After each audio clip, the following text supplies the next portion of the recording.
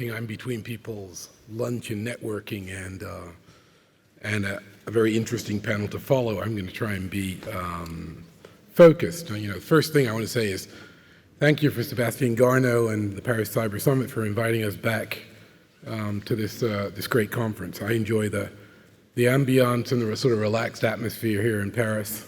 And obviously the issues we're talking about are significant, and it's always great to see international partners here as well. So that's really going to be the theme of my remarks. But mostly, I want to celebrate two things. First, I want to celebrate the partnerships that we see in the hallways and in the collaborative documents that we share that describe the best practices that we adopt and the strategies that converge on common threat perceptions, common risk perceptions.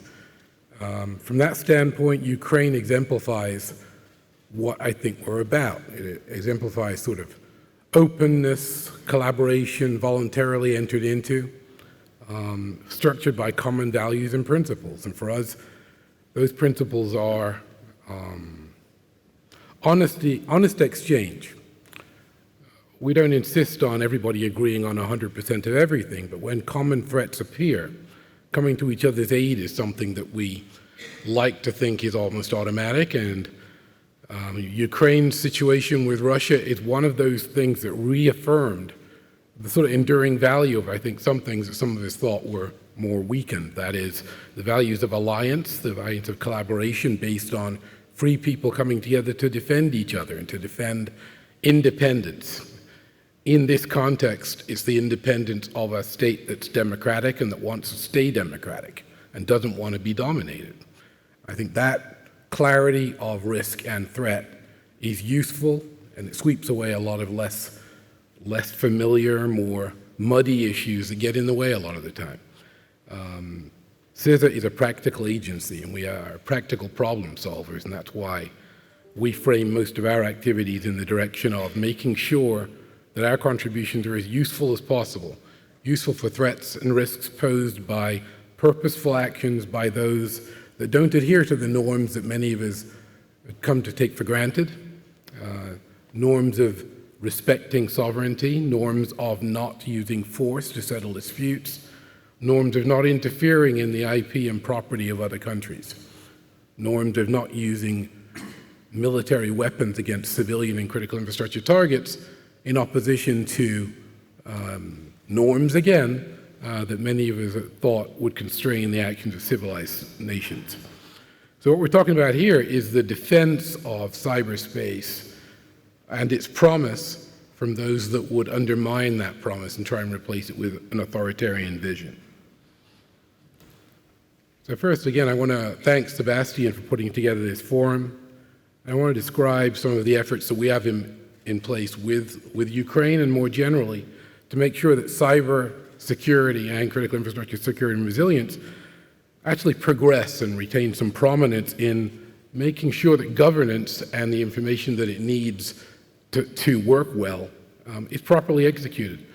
I focus mostly on democratic countries, but I think the democratic countries have sort of come into their own as the propagators of a set of values that, when instantiated in programs, do show, they light the way towards the future, and that's sort of what I think we need to be doing. I also want to thank partners in France and Europe, which are obviously as significant, more significant, because you're closer to Ukraine in particular, in executing the common practices, best practices, and norms that we're trying to implement to sustain and advance critical infrastructure security and resilience. Now, from my part of CISA, I'm more on the physical infrastructure side of the issue agenda, but in the past I've been purely on the cyber side as a CISA, as a consultant, as an auditor, and as a cyber policy strategist. One thing that all of those issues bring together is the fact that risk is risk. Risk needs to be managed and mitigated. It needs to be addressed in a clear-eyed way. It needs to be addressed with as little sentimentality as possible. So let's talk about the kind of actors and entities that are of concern to us all. Now, for CISA, it's nation states. We're the National Cyber Defense Agency. We focus on nation-state threats that can undermine the availability, integrity, and critical integrity, of infrastructure so vital to the nation, to our economic, political, and social progress, that their denial is a threat to the coherence of the country. That's the approach we bring to our international partnerships as well. It's pretty clear to us that risks to critical infrastructure undermine essential services, and that means talking about the threats and risks that constitute that focusing device. So while the digital revolution is obviously delivering value, as it has over the last decade, it's also exemplified and made more visible the number of single points of failure in critical infrastructure that can propagate massive disruption. Now that's true on the physical side, and it's true on the cyber side. We can see from the events in Ukraine of the last 24 hours, the impact of a single piece of infrastructure failing, in that case due to purposeful action, on ecosystems, on people, on economies, on preparedness. That's a good metaphor, I think, for the salience of cyber risks and the reason why we focus so much on making sure that those risks are met with a resilience and recovery platform that mitigates the most grievous effects.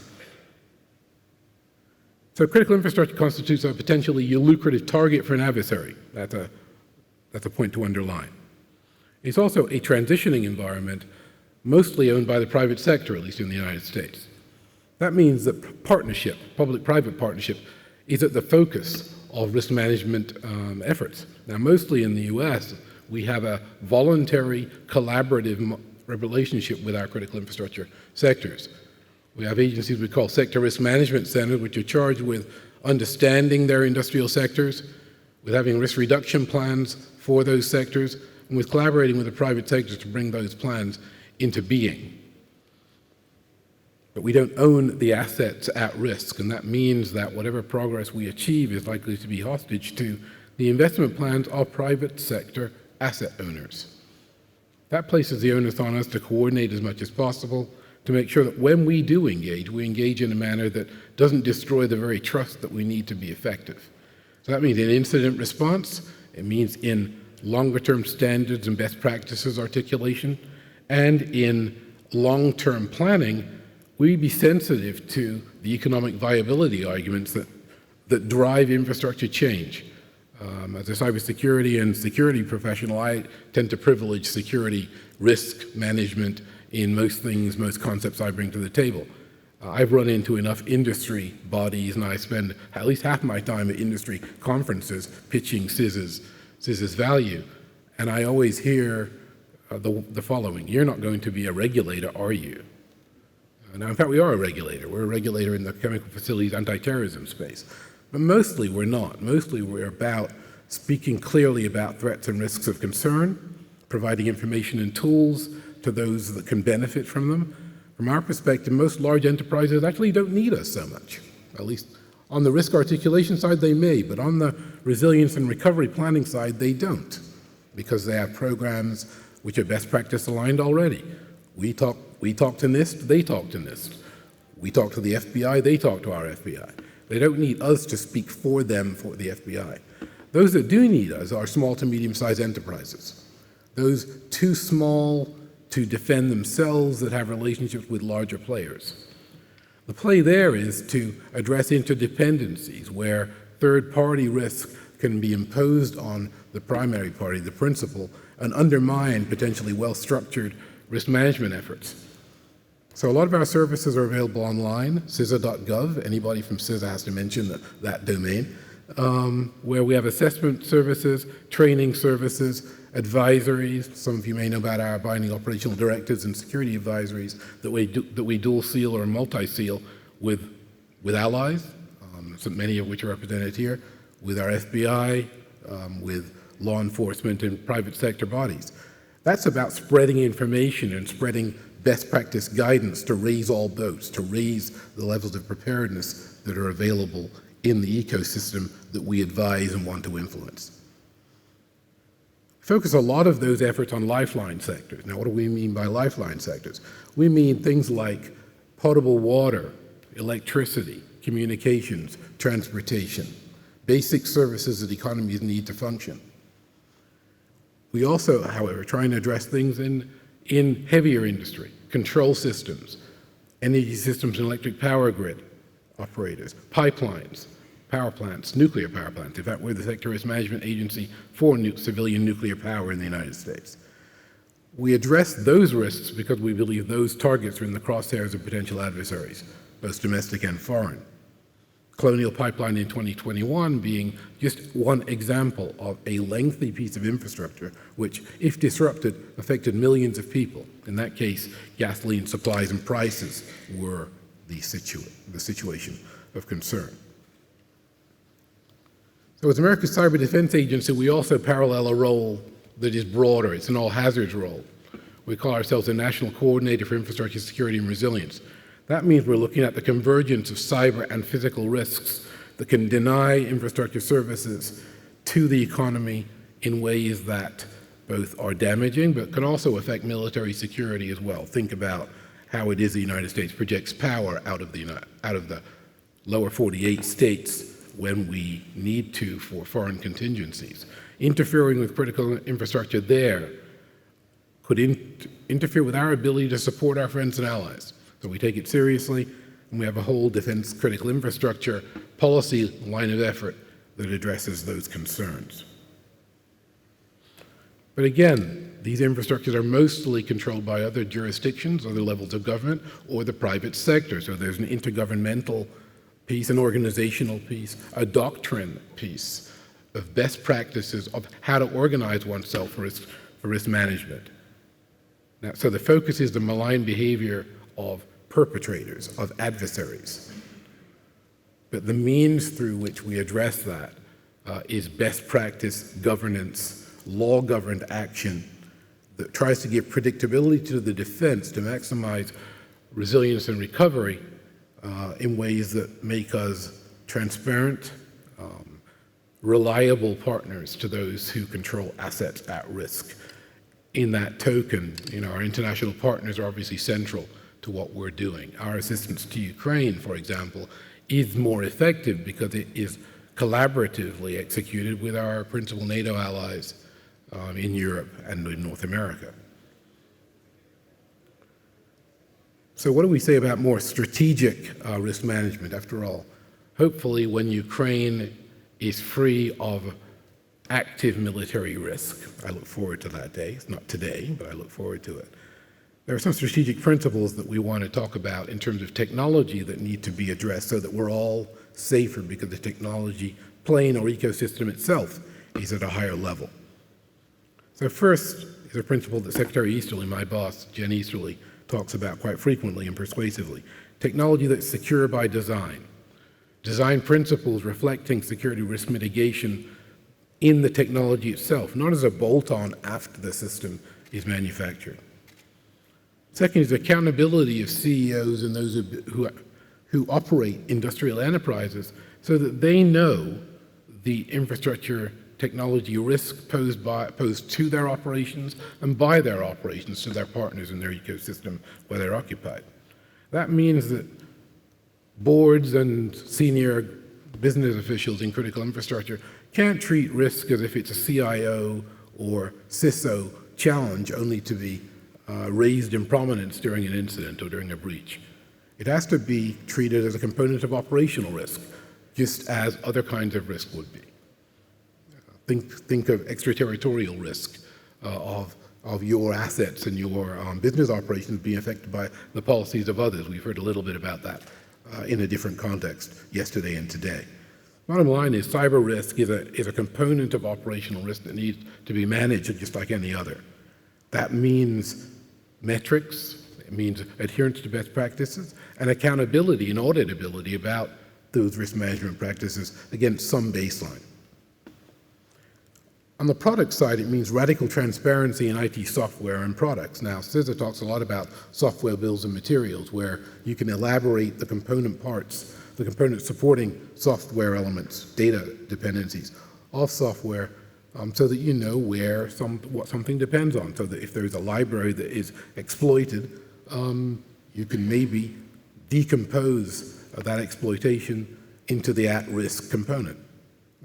Some work I worked on the Cyber Safety Review Board that we launched a few years ago in the US shows exactly how hard that can be when you have proprietary and open source software both in the same systems, which of course is the norm in our economy. We can't just assert that software should be properly designed. We need to provide mechanisms and tools to make that easier. We also need to align the incentives of software developers and those who use and purchase and support software development to make sure that they lean into security design principles rather than, again, bolting on security when a system's being deployed. We also need a culture shift that talks about embedding company-government collaboration for risk management, making it a common practice, not an exceptional practice. That means a trust model that's a lot more effective than the one we have, at least in the United States right now. We're doing pretty well in terms of building it, but again, as I began, when I talk to industry in the US, I often get asked whether a regulation is pending, and that's why I'm talking to them. That can't be the first and only time we engage. What we need to be able to do is share information that is valuable for risk reduction, not information that is just information. So a prior speaker talked about superseding or going beyond information sharing to practical information and engagement on tools and techniques and tactical contributions that make that operational risk management challenge more easy to execute. That's what CISA wants to do and does do through this JCDC, the Joint Cyber Defense Collaborative. Some colleagues over here are more active in that area. But the value proposition of that collaboration is that it reduces business risk to enterprises, not just another US government group coming to talk to enterprises.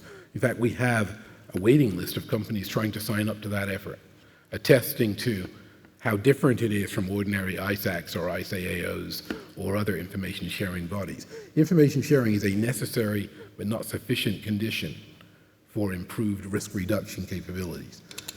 And I have to say that, under Director Easterly, our objective is just that, risk reduction. It is not risk management. We think the risks are out of control and they need to be reduced, and that means practical measures, practical countermeasures need to be deployed in critical infrastructure, which is leading some, not CISA, but some, to wonder aloud about whether voluntary measures are sufficient given the heightened level of risk posed by the return of geopolitics to critical infrastructure risk management.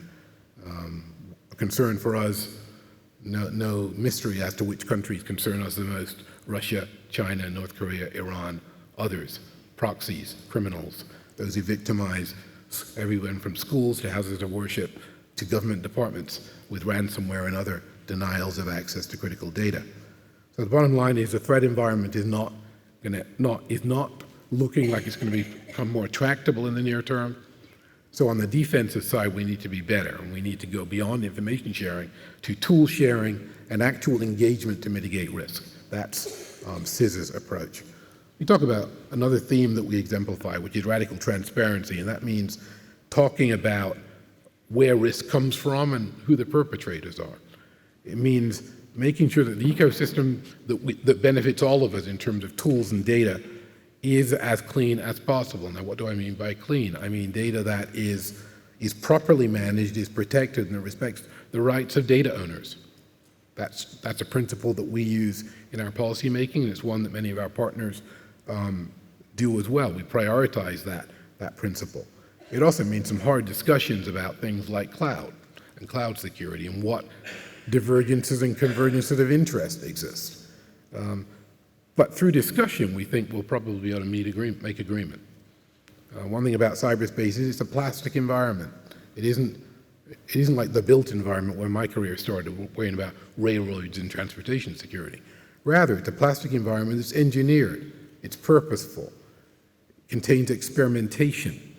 It allows data and code to manipulate that environment so that two things can be true. Sovereignty can be pursued, privacy can be pursued, but transactional integrity and market and economic growth can be pursued, all at the same time, if the trust model through which we all engage is built and maintained. Security by default, however, refers to not shipping products that are known to contain unremediated risk, and thinking that the consumer or the customer can just sort of live with it or go through a patch Tuesday every week for the rest of the asset's life. That is not CISA's idea of a responsible, respectful or risk-managed ecosystem for either services or software. Secure by default means that to the extent possible, products should not be shipped that are risk-prone or that shift risk responsibility to consumers who may be least well-placed to mitigate them.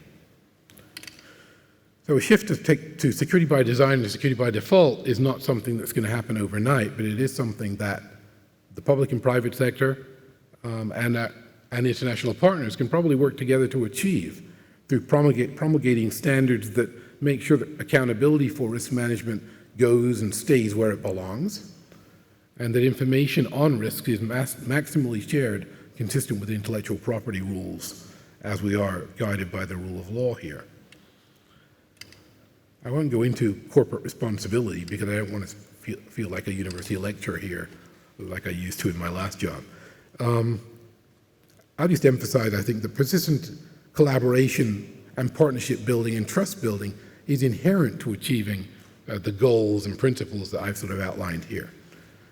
CISA is a partnership agency. We are one of 10 or so sector risk management agencies in the United States. CISA has counterpart agencies in the countries represented here and beyond. We have a memorandum of agreement with most of the countries represented here. We share data on a cert-to-cert basis and on other bases with even more nations. We're not a law enforcement agency. We're not the military. We analyze, we assess, we evaluate best practices, and we experiment. That's our value proposition. We also are trustworthy. We go out of our way to respect the data ownership and IP ownership of the partners that we engage with. All of that over time, and we're only 4.5 years old, has allowed us to be much more effective and asymmetrically greater than the 2,800 or 2,900 people who work for us, 1/3 of which are in the cyber domain. So I'll conclude with just a few remarks about Ukraine and our partnership there, because I think that sort of exemplifies, through our Joint Cyber Defense Collaborative, sort of the best of what I think we have to contribute. First, we've already met some Ukrainian officials here with whom we've had a somewhat lengthy engagement. We engage on a cert-to-cert level for a long time. We look forward to moving that sort of partnership forward. We provide training and train-the-trainer assistance through our Polish counterparts in Warsaw recently. Through our Department of State, we provide longer-term support as a part of the United States' desire to maintain that close collaborative relationships with Ukraine's democracy. We see in the techniques, in the risks that Ukraine is bearing, lessons for our own critical infrastructure, cybersecurity, and resilience, lessons about the clarity of effort and what you can achieve against odds. And that's something that many Americans find compelling. I do, and certainly the administration that I work for is committed to making sure that we do everything we can to make sure that Ukraine, once peace returns, is able to fully achieve its aims, whatever its people may decide them to be. So we're America's cyber defense, defenders of cyber critical infrastructure, physical infrastructure as well. I have to say that anybody with a job called infrastructure security has to include both parts. I've laid out who I think the threat actors are. I think I've laid out what some of the consequences can be if the risks aren't managed properly. But beyond risk management is risk reduction.